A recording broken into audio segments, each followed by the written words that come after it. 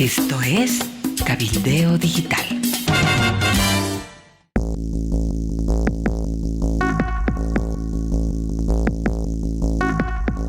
Hola, ¿qué tal? Bienvenidos. Estas son las noticias de último momento. Estamos junto a Cacho Herrera, Amalia Pando, para informarles hoy de 3 casos de corrupción.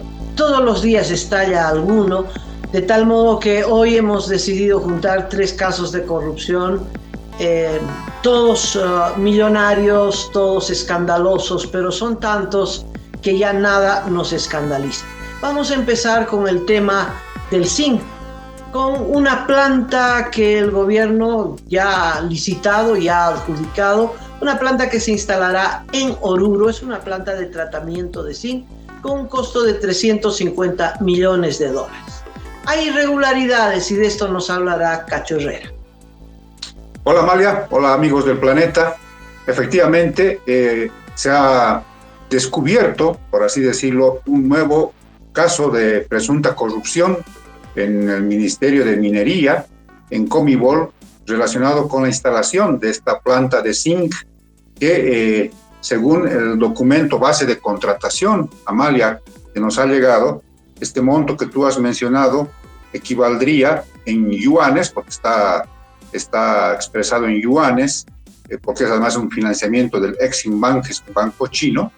Estamos hablando de, agárrate Amalia, porque la cifra es tremenda. En yuanes son 2.314.200.000 yuanes. Eso es un montón de dinero que, expresado en dólares, resultan los 350, 320 millones de dólares. ¿En qué consiste el asunto? Tengo en mis manos, porque ha llegado a nuestras mesas de redacción, a la mesa de redacción de Cabildeo Digital y de Datapolis.bo, la denuncia formal que hace el Ministerio de Minería, transmite esta denuncia al Viceministerio de Transparencia y Lucha contra la Corrupción, este 3 de mayo, vale decir la semana pasada. Es un documento tremendamente reciente. En este documento, que tiene 4 páginas, se hace conocer al Viceministerio de Transparencia que hay irregularidades halladas en la contratación directa de la planta de zinc.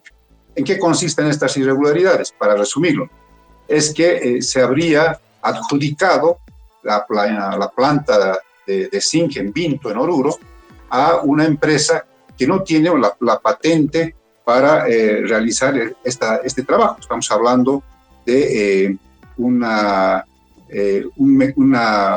patente, un mecanismo, un método que se llama lixiviación a alta presión con oxígeno. De las 4 empresas, Amalia, que se han presentado a este proceso de contratación, solo una empresa tiene esta patente, porque el DBC, que es el documento más importante en un proceso licitatorio, el documento base de contrataciones, precisamente hacía mención a que debería tener la empresa ser adjudicada este método que les estoy mencionando, ¿no? Entonces, 3 no tenían y una sí tenía. Estamos hablando de la empresa china, que también es conocida en Bolivia, la Sino Steel. Te acordarás que también se habló mucho de esta empresa en tiempos pasados.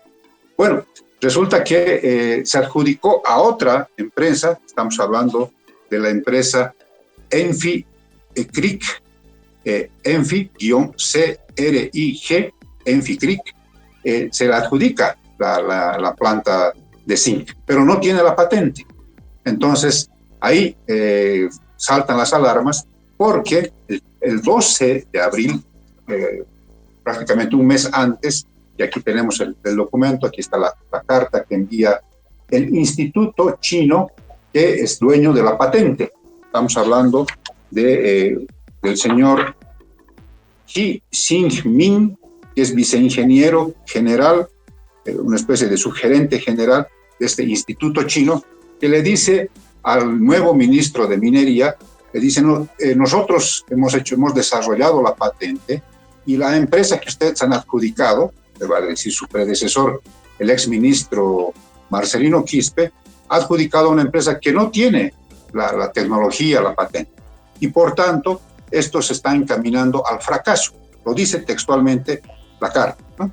Entonces, señala textualmente: advertimos que sin el uso de nuestra patente sería muy riesgoso y muy posible que el proyecto Vinto fracase. A ello se sumarán las consecuencias de índole legal si el consorcio ENFIGRIC pretende implementar una mala copia no autorizada del sistema patentado en el proyecto. Eso le dice el señor, el subgerente chino, al ministro Alejandro Santos, en una carta que se recibe el despacho del ministro el 12 de abril. Bueno, vuelvo a la denuncia que transmite el Ministerio de Minería al Viceministerio de Transparencia. En esto le dice: está ocurriendo esto y al parecer hay irregularidades de parte del exministro Marcelino Quispe. Pero es más, Amalia, amigos, dice esta carta del Ministerio de Minería al Viceministerio de Transparencia lo siguiente, que la resolución de adjudicación de la planta de zinc debió ser notificada, porque así dicen las normas y el propio documento base de contratación, el DBC, a todas las empresas. Y resulta que no han notificado. Y ni siquiera está en la web del Ministerio de Minería y de Comibol. O sea, que de calladitos han transmitido la notificación a la empresa ganadora, a este consorcio ENFIGRIC, pero no notificaron a las otras empresas. Dice el punto 28.4 del documento de base de contratación, dice: la resolución de adjudicación, o en su defecto la declaratoria desierta, si es que hubiese ocurrido esa segunda circunstancia, será notificada a los proponentes de manera formal. La notificación deberá incluir copia de la resolución del informe de evaluación y recomendación de adjudicación o declaratoria de desierto. Esto no ha sido notificado y lo que señala esta carta que envía el Ministerio de Minería es que se ha hecho las cosas por debajo de la mesa, ¿no? O sea, y señalan con nombre y apellido al exministro Marcelino Quispe. Dice esta carta que no conocen quiénes más podrían haber participado en esta irregular adjudicación de la planta de zinc, pero hay pues una comisión calificadora, hay autoridades que dan su visto bueno al proceso licitatorio. Entonces tendrá que hacer el Viceministerio de Transparencia un seguimiento, una especie de recopilación de todos los antecedentes, todos los datos, y me imagino que esto poner en conocimiento del Ministerio Público, de la Justicia, para ver cómo se actúa. Señala este documento que, como no se conoce, el único responsable hasta el momento es el exministro Marcelino Quispe, sobre quien está recayendo en este momento la principal responsabilidad de un posible acto de corrupción de 320 millones de dólares, que es el monto con el que se ha pagado o se va a pagar, se va a terminar de pagar en muchos años para la instalación de esta planta de zinc Amalia. La denuncia sale del Ministerio de Minería, pero es anónima. Aclaremos eso, no es un documento oficial. Son trabajadores del Ministerio de Minería que hacen la denuncia a el Ministerio de Transparencia para que investigue. Por todo lo que tú dices, Cacho, un proyecto que se tiene que construir se adjudicó hace un año ya, ¿no? Hace un año, que debe estar paralizado porque la tecnología que van a utilizar no tiene autorización de uso porque no tiene la patente. Y ahí se acabó el proyecto, Pero agrego algunos datos. Recordarás que hicimos una serie sobre la minería y uno de los temas era precisamente el zinc. Y uno de los temas era la denuncia a propósito de la instalación de esta planta. El contrato es de 350 millones de dólares. Lo interesante, además, es que hay una empresa que se contrata, la Chongqing Xishu, todo chino, ¿no? Que es la supervisora. Y esta supervisora, es un dato complementario, es la misma supervisora para el caso del Mutum, O sea, son amigos, todos son amigos, ¿no? No va a supervisar nada, pero se lleva un pedazo grande de la torta. Bueno, ¿cuál es la esencia de la denuncia que presentamos en esta nota? Tiene que ver con una entrevista que le hicimos a Alfredo Saconeta, especializado en minería del CEDLA. ¿Qué dice Alfredo? Dice, la tecnología que han contratado, y tú bien lo dices, en los términos de referencia, el Ministerio de Minería es el que dice qué tecnología se va a utilizar, ¿verdad? El Ministerio de Minería dice, solicito contratar empresas que apliquen la tecnología de lixiviación.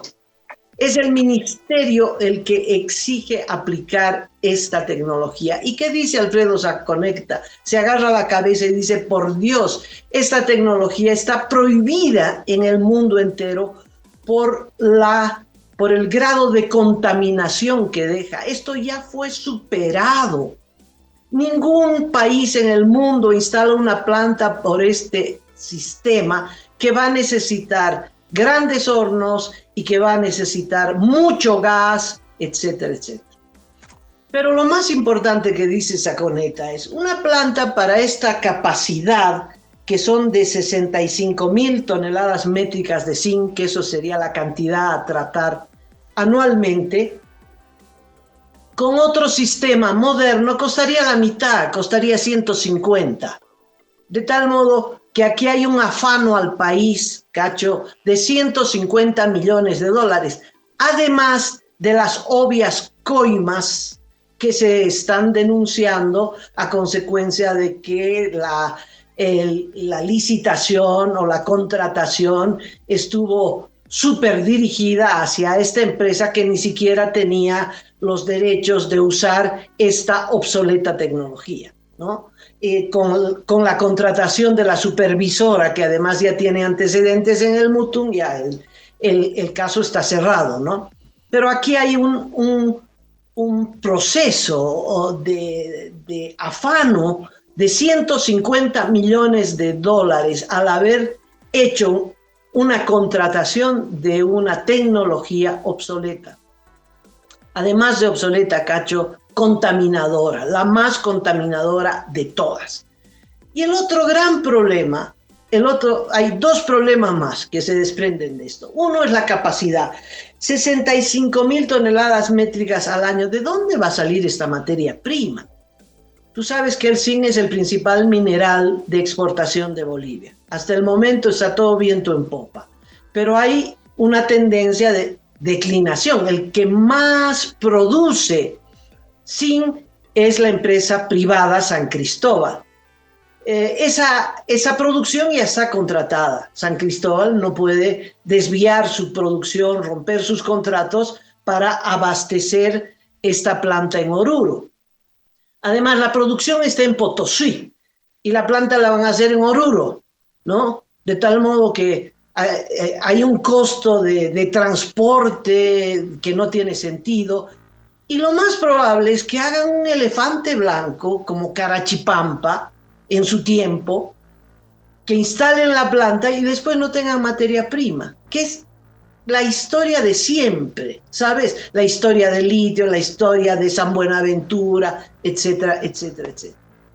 Y para rematar, Potosí, en Porco, primero los campesinos, luego los vecinos se levantaron y dijeron, están haciendo una planta en Oruro, nosotros también queremos planta aquí. Y como se movilizaron, hicieron bloqueo, porque todos tienen algún interés de que haya una planta vecina, el gobierno accedió a hacer una segunda planta. Es decir, ya es una espiral demencial de gasto de dinero sin sentido, una segunda planta que tampoco tendrá materia prima suficiente para el procesamiento. Simplemente es porque la gente se moviliza, porque tiene aspiraciones y también derechos, en fin, pero el gobierno accede y entonces van a hacer una planta con la tecnología obsoleta de lixiviación al doble de costo en Oruro y otra igualita en Oruro. El caso queda cerrado. ¿Quién paga eso? tú, yo, todos los bolivianos. Así es, Amalia. El documento al que hacemos referencia especifica la tecnología que debería utilizarse, que no ha sido adjudicada a la empresa, porque, bueno, hay que explicar que lo que ocurre es que este tipo de contrataciones vienen ya con financiamiento y empresas ya definidas, ya amarradas, si vale el término, ¿no? En este caso es el Exim Bank, es el banco chino, que financia este proyecto, en el caso de la planta de zinc, y claro, tienen sus empresas, ¿no? O sea, vienen con empresas ya prácticamente definidas, ¿no? ¿Dónde está, al parecer, digamos, la irregularidad?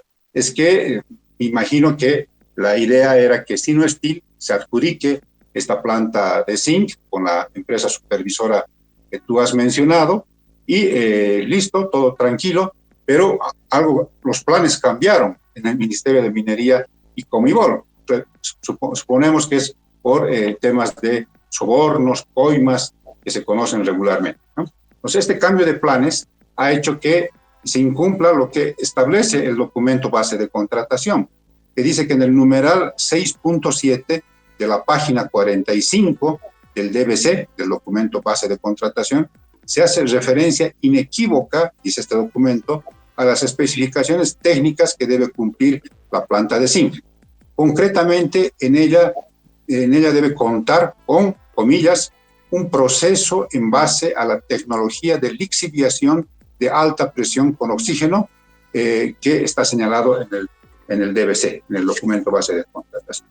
Esto ya está en manos del Viceministerio de Justicia y seguramente tienen que hacer la recompilación de los antecedentes, y lo que correspondería es enviar rápidamente esto al Ministerio Público para evitar un nuevo fracaso, para evitar que otra vez haya corrupción con los dineros públicos que, como tú dices, finalmente le pertenecen a todos.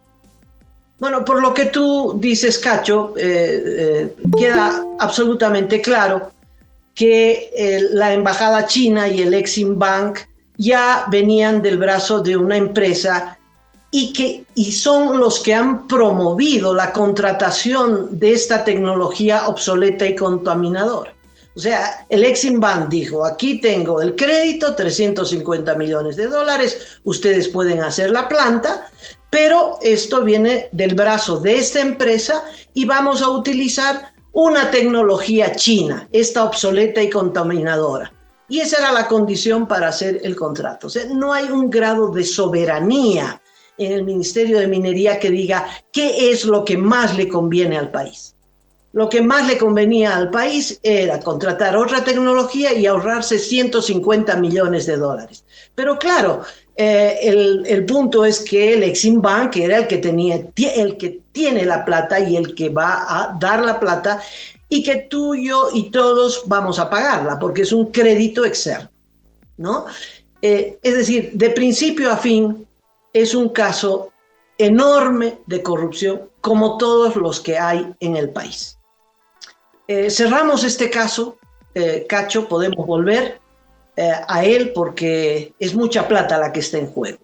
Tenemos otro caso de corrupción, me llama el diputado del MAS, de la fracción evista, Héctor Arce, porque también tiene algo que contarnos. Estamos en último momento, diputado Arce, buen día, vamos al grano, ¿cuál es su denuncia? Amalia, muy buenos días. Bueno, como es habitual, yo en mi condición de diputado nacional realizo una serie de actividades relacionadas con mi tarea de fiscalización. Es en ese sentido que me ha llegado una serie de informaciones y de manera bien puntual, Amalia, es que el ministro Eduardo del Castillo ha ido equipando a la Policía Nacional. Ojo, no estoy en contra de lo que hay que equipar. Hay que darle la seguridad a nuestros policías para que cuiden, resguarden su integridad. Sin embargo, nos llama poderosamente la atención la cantidad de recursos que se está destinando, y con esa figura de seguridad nacional, secreto de Estado, nadie sabe cómo compran, en qué condiciones compran, absolutamente nadie sabe. El año pasado compraron unos equipos más o menos con estas características, ¿no? Muy raros estos equipos, pero bueno, ellos tendrán sus explicaciones. una serie de estos equipos y se adquirió en 2 partidas. La primera partida, Amalia, en diciembre compraron con 43.990 millones de bolivianos y una segunda partida con 47.428.000 bolivianos, ¿no? Haciendo un total el año pasado, en diciembre, de 91.418.000 bolivianos compraron. Ahora, este año, lo mismo, han sacado un decreto supremo para comprar 4 vehículos, pero parece de película, ¿no? Esas películas que se ve. Acá tenemos un vehículo que se llama transporte de personas. Es un vehículo especializado para transporte de personas. Están comprando 3 de este tipo de vehículos y cada vehículo cuesta 2.813.000. Segundo, están comprando este tipo de vehículos que es para situaciones de crisis. De este tipo están comprando 2 vehículos y cada uno cuesta 3.196.000. Por otro lado, están comprando vehículos de esta naturaleza que es para antidisturbios. Que este vehículo están comprando 4 y cada uno cuesta 2.845.000. Y por último, están comprando 3 vehículos de este tipo que es para antidisturbios, que cada uno cuesta 2.161.000, haciendo un total de 32.707.000. Si sumamos lo que gastaron el año pasado en diciembre, más lo que están gastando, estamos hablando de 124.126.160 bolivianos. 124 millones de bolivianos, que equivale a más de 17.8 millones de dólares. Yo me pregunto, en el decreto justifican que estos vehículos especializados es para luchar contra el narcotráfico, para luchar contra la minería ilegal, para contrabando, dice. Ahora, el tema del narcotráfico, no hacen pues sobre las carreteras del narcotráfico. Tienen que entrar por sendas, por senditas donde no hay carreteras. ¿Será que estos vehículos es para eso? O sea, por favor, eso, con ese cuento del tío, por favor, a la esquina, ¿verdad? Nadie le va a creer eso, que estos vehículos son para luchar contra el narcotráfico. Por tanto, para concluir, Amalia, consideramos nosotros que Lucho-Arce prevé que va a tener problemas sociales en el país. Y lo que están haciendo es armarse, equiparse hasta los dientes a la policía. ¿Para qué? Para reprimir a estas posibles movilizaciones. Eso es el tema de fondo. No hay otra explicación. Y para eso se están gastando 124 millones de bolivianos en un año, 17.8 millones de dólares para causar muerte. Ese es así de sencillo, Amalia. Sí. Sí.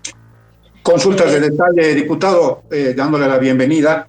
Estos millones que se está gastando para equipar a la policía, para acciones de represión, me imagino a la gente que pueda movilizarse en el futuro inmediato, ¿a qué empresa, quiénes han sido adjudicadas? ¿Tiene algún tipo de datos sobre este tema y algún tipo de irregularidad que usted haya encontrado? Sí, nosotros, lo que nos ha llegado la denuncia es primero estos equipos, por ejemplo, en diciembre. Aparentemente es un ex policía que me busca, me da alguna información y me dice, no es lo que se pidió. Estos equipos no garantizan, o sea, son muy blandos, algo así, la integridad física de los hermanos policías, ¿no? Esa es una denuncia. Segundo, como yo le decía, seguramente vamos a seguir indagando. Tengo los nombres de la empresa, lamentablemente en este momento no lo tengo acá en mano, que son empresas que lo estamos revisando, ¿no? Lo estamos revisando si estas empresas están legalmente constituidas y estamos revisando estos precios, si realmente son razonables o no son razonables, porque imagínense que tenga semejantes costos vehículos, ¿no? Antidisturbios. Por ejemplo, esto es para situación de crisis. O sea, ¿qué situación de crisis en el tema del narcotráfico? Este vehículo no va a entrar al monte en ningún lado. Su costo es de casi 3.200.000 bolivianos. Entonces, todo esto lo estamos revisando, pero ya tenemos, esta información me ha llegado a través de por ahí, lo hemos revisado, el SICOES, todavía no está en el SICOES, pero ya es oficial, ¿no? Ya, como le digo, no es secreto de Estado, seguridad nacional, entonces simplemente los equipos van a aparecer acá. El exministro Murillo está preso en Estados Unidos por una compra mínima y un sobreprecio de $3 millones.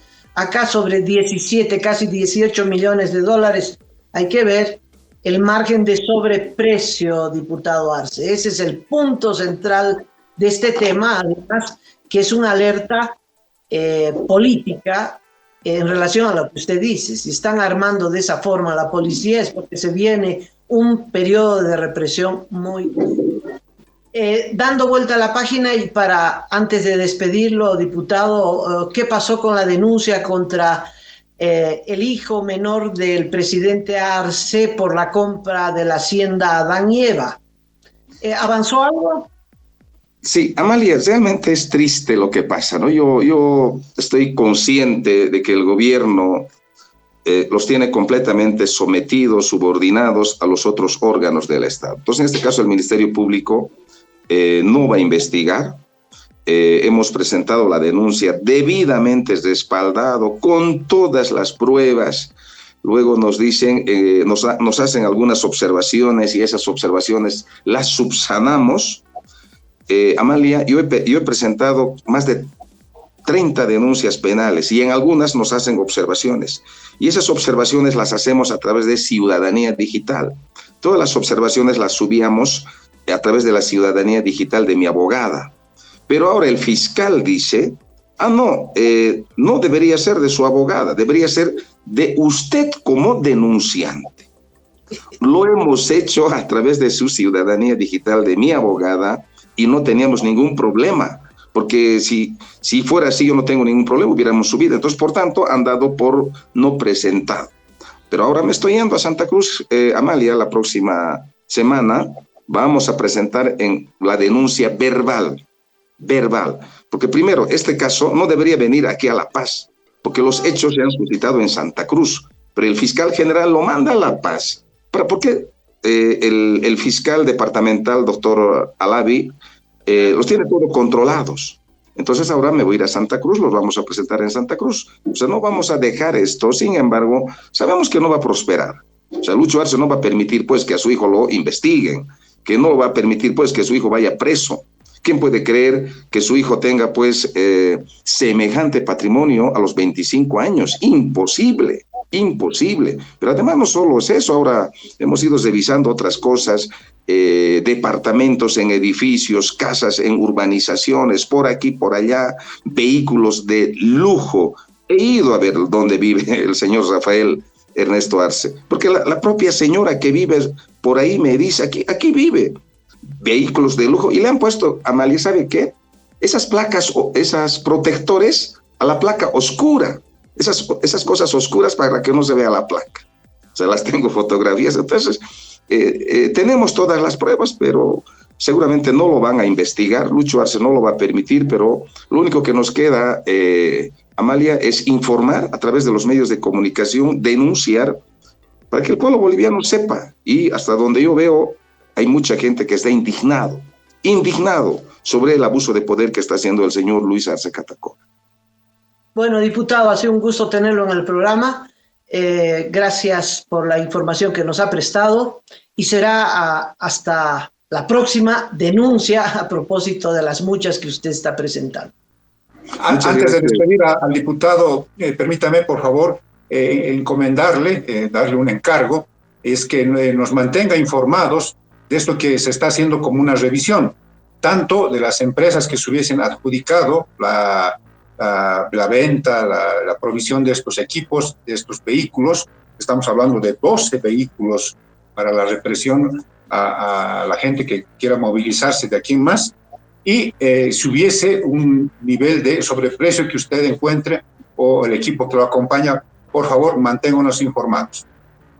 Claro que sí. Un gusto haber compartido algunos minutos con ustedes. Muchas gracias por la invitación.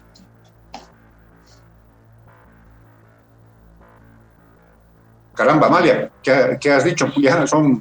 Iniciamos anunciando 3 casos, pero ya son como creo que 4, porque el caso que está vinculado el hijo menor del presidente parece que se está yendo hacia el ámbito de la impunidad. De eso no hay duda. Y cerramos con esta noticia que llega desde Potosí. Cacho, Potosí necesita tener un aeropuerto, entre otras cosas para recibir los equipos de fútbol que van a disputar partidos en esa ciudad. Y otras cosas, obviamente, ¿no? La capital minera no tiene aeropuerto. Viene la denuncia desde la gobernación de Potosí. Una nota que se publicó en el Potosí, periódico muy respetado en ese distrito. El asesor de la gobernación, Trifón Orcochoque, dice que primero las obras no avanzan.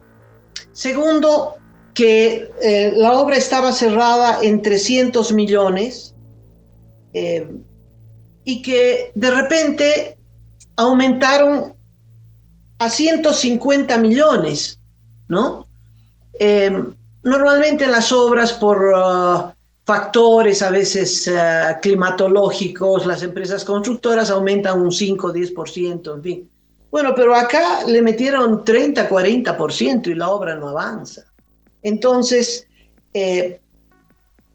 la gobernación ha decidido abrir una investigación y una demanda, ¿no? Por la construcción del aeropuerto de la ciudad de Potosí. Están indignados porque esta ilusión de tener el aeropuerto, una ilusión de décadas, ¿no? Porque es una promesa que gobierno tras gobierno y no se hace el aeropuerto. Bueno, ahora ya le metieron plata, hicieron la contratación directa, etcétera, etcétera, y sigue la empresa aumentando su presupuesto, pero la obra no avanza. Es muy delicado esto porque hay 2 niveles como para medir el grado de avance de una obra pública. Uno es el avance financiero, por lo que tú dices, Amalia, esto se ha incrementado prácticamente de 300 a 450 millones de bolivianos o de dólares estamos hablando, Amalia. Estamos hablando de bolivianos. De bolivianos. Por tanto, es prácticamente un 50% de incremento a la parte financiera del proyecto. Y lo otro es el avance físico, ¿no? Casi tienen que ir juntos, ¿no? O sea, se desembolsa, se financia conforme va avanzando la obra, ¿no? ¿En qué grado de avance estará entonces el aeropuerto de la ciudad de Potosí? Porque estamos hablando ya de cosas que pueden de alguna manera otra vez embarcarnos en un proceso de corrupción, esta vez en el aeropuerto Potosí. Y lo que me llama la atención, Amalia, es que esta denuncia se hace después de que el propio gobernador de Potosí, que recordemos es una especie de gobernador interino, porque el gobernador titular, don el señor Mamani, está preso, está aquí en la cárcel de San Pedro de la Paz, por el tema de las ambulancias fantasma, ¿no? Entonces es un gobernador interino, un reemplazante, que se mostró muy optimista, Amalia, estaba tremendamente optimista cuando tenía que llegar Boca Juniors a jugar con Nacional de Potosí. Y efectivamente, cuando había este reclamo de la ausencia de un aeropuerto en la capital potosina, él dijo, ya estamos a punto, pronto ya vamos a estrenar, ¿no? Entonces se contrasta este optimismo con la denuncia que ahora hace la propia gobernación de que hubiese paralización, poco avance y además un incremento del tema financiero. Solo una anotación, el gobernador que está preso fue protegido por el gobierno durante meses y meses, a pesar de la denuncia contundente de la compra de estas ambulancias con sobreprecio, pero lo más grave, las ambulancias no estaban, eran fantasmas. Cuando se abrió la pugna con el evismo, este gobernador, militante fiel de Evo Morales, y ahí entonces cayó, ahí entonces le abrieron proceso y ahí entonces es que lo reemplazaron y lo tuvieron preso en la cárcel de San Pedro. Fíjate cómo se manejan los casos de corrupción bajo una óptica política. Bueno, Cacho, yo creo que hasta aquí llegamos. No sí, más casos de corrupción, por favor, no más. Imagínense, amigos, amigas, estamos realmente casi desbordados por estos temas de corrupción. Hemos hablado ya corrupción en minería, en Comibol, con la planta del zinc, aparente corrupción en el equipamiento represivo de materiales de represión a la policía boliviana, corrupción que puede quedar en la impunidad o va camino a la impunidad si es que no hace algo el diputado Héctor Arce con el tema del hijo menor del presidente Luis Arce, y corrupción en Potosí. Estamos a punto de pasar de las ambulancias fantasmas al aeropuerto fantasma. Así que realmente es preocupante lo que está sucediendo en nuestro país. Pero con esto, y dejando varios temas en el tintero, nos despedimos, Amalia. Hasta mañana. Hasta mañana, Cacho. Hasta mañana. Un abrazo para todos ustedes.